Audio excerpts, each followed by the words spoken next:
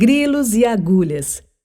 Havia, no bairro das Quintas, em Natal, um certo professor Elias, numerólogo que meia cidade consultava antes de tomar decisões importantes. Dona Lourinha era uma das clientes dessa espécie de adivinho.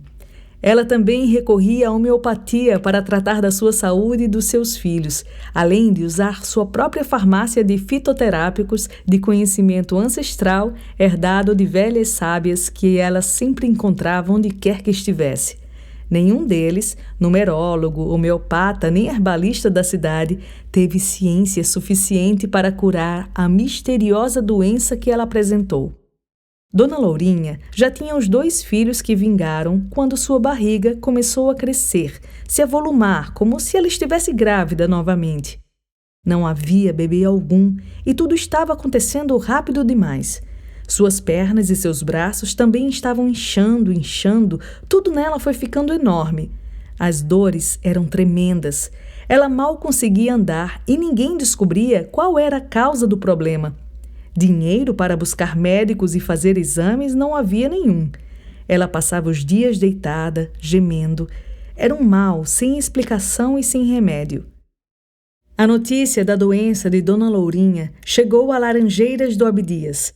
Aprígio, um dos sobrinhos de quem Dona Lourinha havia cuidado, decidiu ir a Natal em seu socorro.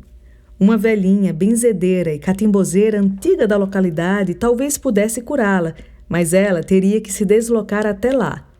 Naquela época, não havia transporte público entre a capital e Laranjeiras, e ninguém tinha carro. Uma burra seria o transporte, não havia outro jeito. Dona Lourinha tentou, mas não conseguiu subir na burra. Teve que ir a pé, um passo de cada vez, gemendo por todo o caminho.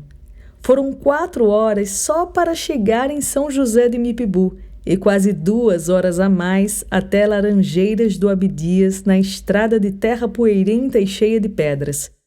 Quando chegaram a Laranjeiras, o entardecer já estava começando. A catimbozeira, ao ver o estado de Dona Lourinha, deu logo o veredito. Foi trabalho feito! Catimbó, mandinga, feitiço. Sente, filha, bote o seu pé nesse copo.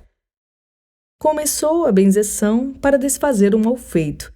Dona Lourinha ajustou o calcanhar na boca do copo americano e gritou de dor. Uma bolha escura foi se formando sob a pele, crescendo, aumentando de tamanho até rachar dentro do copo. Dessa bolha saiu uma trouxa ensanguentada e cheia de fiapos e pontinhas de metal fino.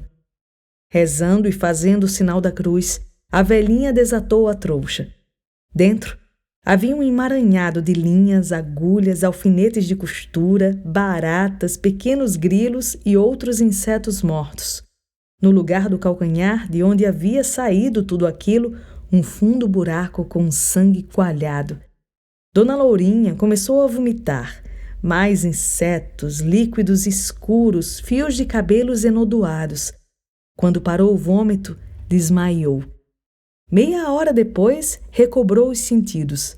Não gemia mais. Ainda fraca, foi para a casa do sobrinho se recuperar. Continuou o tratamento com a catimbozeira, foi desinchando e pôde voltar para sua casa em Natal depois de algumas semanas, ainda sem saber a causa do estranho mal. Ficou anos assim, até que, quando estava desfazendo o seu casamento e deixando o marido para migrar para São Paulo, descobriu a fonte da doença. Sempre tem gente disposta a atualizar os fatos para meio mundo. Algumas amigas das Rocas foram até Petrópolis lhe contar que a prostituta Ivone estava rindo à toa. Afinal, iria ficar com seu amante, o marido de Dona Lourinha, mesmo depois do fracasso do catimbó que fizera anos antes para sua rival no amor morrer.